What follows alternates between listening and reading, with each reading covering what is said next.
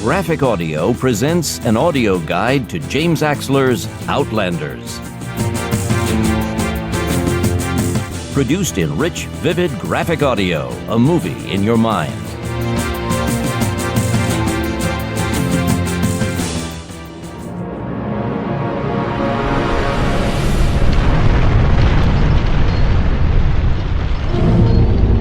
In the blinding flash of multiple nuclear explosions in the year 2001, America became the Deathlands. Cities were destroyed, mountains leveled, the earth scorched, soil ruined. An uncountable number lay dead, leaving those who lived believing that the dead were the lucky ones. Then came Skydark, the long nuclear winter that killed off even more of the Earth's creatures. Radiation caused most of what survived to undergo genetic alteration, and a cruel parody of creation saw the emergence of mutant plants, animals, and subhumans fighting each other for territory, food, and the right to live. Gradually, the muties died out or were destroyed. The more normal human survivors surfaced, found each other, and began to work together to build a new civilization out of the debris of the old. But they were not alone, and they never had been. For thousands of years, from the earliest time of humanity's existence, the progress of Earth's inhabitants had been watched by other entities. The Archons, the Anunnaki, and the Tuatha De Danann, who were themselves fighting for domination over the planet while hiding themselves from humanity or becoming part of our myths and legends. Now, after 2 centuries, a new order has emerged to impose a kind of rule on humankind under the guidance of the so-called Archon Directorate, the 9 barons, who dominate the only organized centers of civilization left on the continent. Despite their spoken goal of unification, the barons are not immune to the temptation to serve self-interest at the expense of each other and their subjects. From behind the fortified walls of their cities, called vills, the barons use magistrate enforcers to impose their will on the citizens and on the rebellious outlanders, who remain outside the vills either as outcasts of civilization or in self-imposed exile. But while the Archons seem to be directing the course of events, others have had their influence as well, and it may have permeated even the barons' world. There is someone who wishes to impose his own vision of unity on the whole planet, superseding barons and rebels and destroying anyone who stands in the way. Here in the Outlands, there is a team of technicians, scientists, and former magistrates who work to thwart the barons' quest to dominate this strange new world. This group is based in a pre-nuke-cost underground U.S. government installation called the Cerberus Redoubt, believed by the barons to have been rendered useless by the nuclear explosions and the earthquakes they triggered. These Outlanders were assembled by the secretive scientist Dr. Mohandas Lakesh Singh. I gave you as much information as you needed to accomplish your mission. The danger to you could not be helped. I judged it to be an acceptable risk factor. Lakesh was preserved in cryogenic stasis before the nuke cost. The barons revived him and put him through selective surgeries to replace various failing body parts so that he could further their research into matter transfer through time and space. As he learned more of what the barons' program of unification was about, he became a rebel, distracting the barons with false rumors of discord and revolution while he set up his own underground organization, the members of which could travel almost anywhere by means of the quantum interphase matrans inducer units, known as gateways, that he had helped to perfect and produce. The enforcement arm of Cerberus is led by ex-magistrate Kane, whose aggression and occasional hot-headedness are balanced by his good looks, fighting abilities, a sixth sense for danger, and an almost unmatched dedication to the fight for freedom, regardless of who must get hurt in the process. I'm about to break some of your bones. I hope you don't take it personally. Accompanying Kane is his friend and former MAG partner, weapons expert Grant. A few years older and a few inches taller than Kane, the cynical Grant is slow to genuine anger, but shrewd, powerful, and absolutely deadly in a firefight. We come as friends, or we come as enemies. The choice is yours. With them most often is the beautiful red-haired Brigid Baptiste. She is a former historical archivist for the Barons, one who learned too much about the Barons' activities and, thanks to a perfect photographic memory, can't forget any of it. Baptiste has a strange psychic connection to Kane, which has saved each of them many times in the recent past and in former lives and parallel worlds. It is a connection they are hesitant to explore, so they keep each other at arm's length. I've just got a lot on my mind. They are joined on many away team missions by Domi, a feral albino Outlander girl whom Grant saved from sexual slavery a couple of years back. Even Domi is unsure of how old she is, but she is not a naive kid. She's smart, dangerous, athletic and quick, sexually uninhibited, and unabashedly outspoken. She feels gratitude and lust toward Grant, but his focus has been elsewhere. Want to be with him? Don't think any further than that. Maybe one of us get chilled before it go any further than fucking. Still, fucking would be fun. The Cerberus team's health is monitored by medical technician Reba Dufour. Although she didn't attend med school, her experience is equal to that of what was once called a general practitioner, and when Kane wishes to flatter her, he calls her doctor. Flattery from him doesn't go very far with her. She has always been cautious of Kane because she never trusted Mags. The fact that she is counted on to be there to care for all the illnesses and wounds of the team has made her feel somewhat taken for granted. Who needs stitching up this time? Dufour is one of several technicians that keep the Cerberus Redoubt going.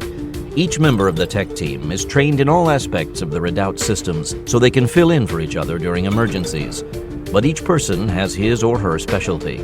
They work 7 days a week, 12 hours on and 12 off, to maintain Cerberus's monitoring and response operations. The Cerberus force will fight to the death to hold on to humankind's fragile freedom and help others to survive the ravages of damaged nature and the complete corruption of government.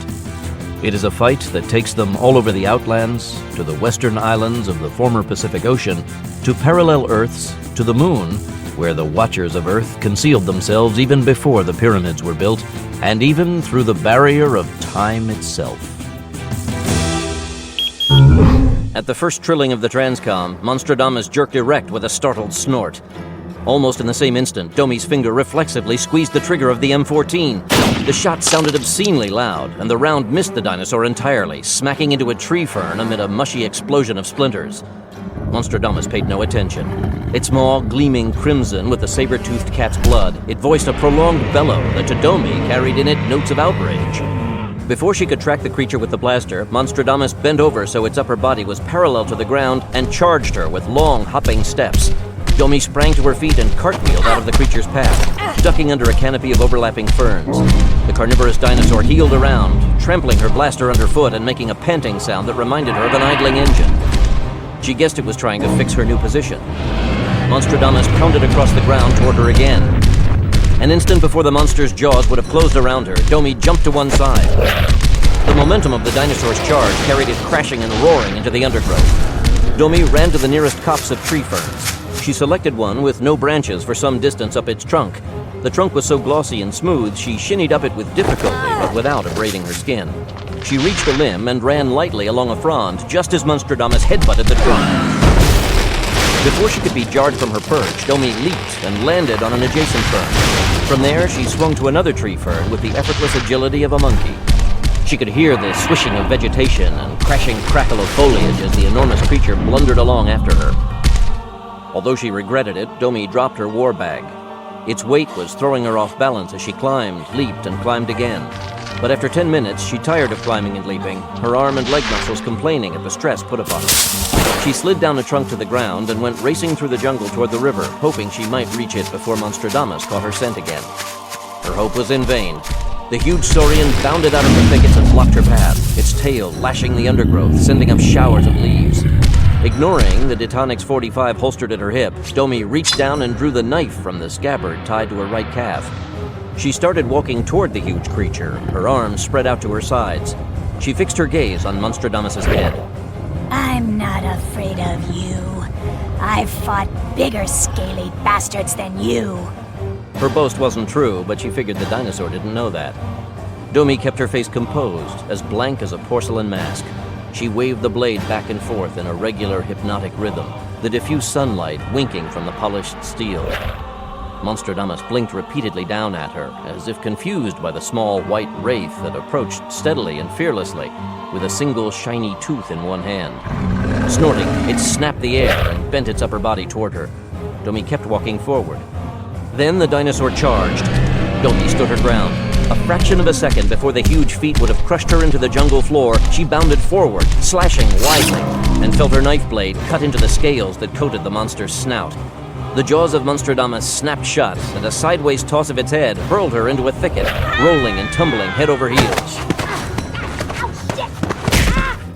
Gasping, dazed, and her ribcage flaring with pain, Domi somehow staggered to her feet.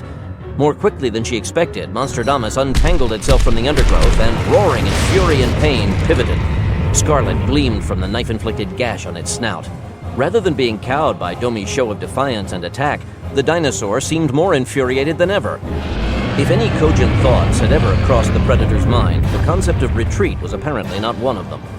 Domi turned and ran as she had run few times in her life. Ferns and thorns whipped at her naked limbs. The needled tips of coniferous shrubs scored red lines across her arms and legs.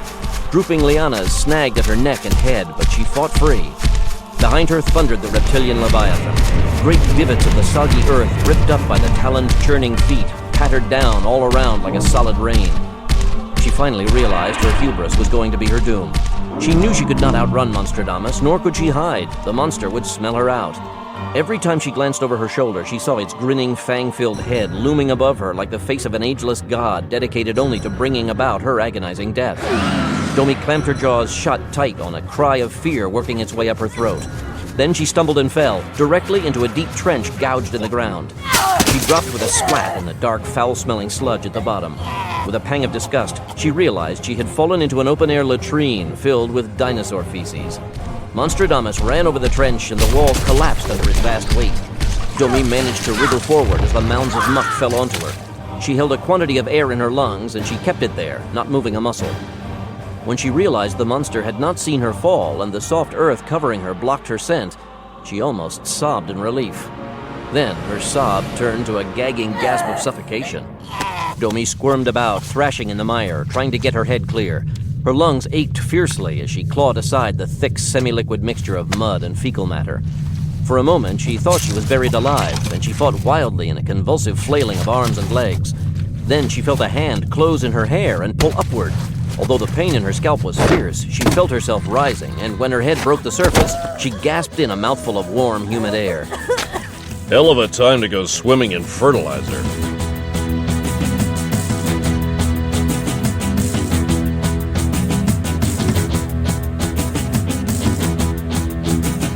Don't miss the adventure and action of James Axler's Outlanders. All available at www.graphicaudio.net.